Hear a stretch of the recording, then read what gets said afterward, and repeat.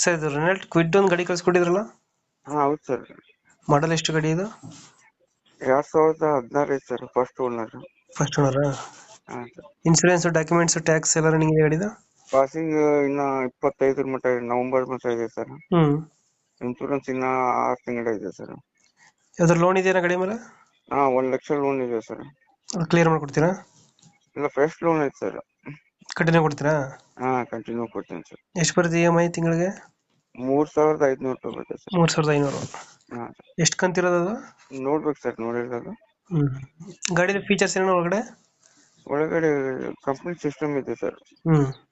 ಹ್ಮ್ company ಚಲೋ ಐತೆ system. Sir. ಒಳಗೆ ಮ್ಯೂಸಿಕ್ ಸಿಸ್ಟಮ್ ಇದೆ, ಪವರ್ ವಿಂಡೋ ಇದೆ, ಹ್ಮ್. Power steering, power window system. 4 tyre 80% ಅದಾವ ಸರ್. ಸೀಟ್ ಕವರ್ ಎಲ್ಲ ಚೆನ್ನಾಗಿದೆಯಾ? ಎಲ್ಲ ಚಲೋ ಅದಾವ ಸರ್, ಸೀಟು ಚಲೋ ಅದಾವ. ಡೆಂಟು ಕ್ರಚಸ್ ಹತ್ರ ಏನಿಲ್ಲ ಅಣ್ಣ? ಏನೂ ಇಲ್ಲ ಸರ್.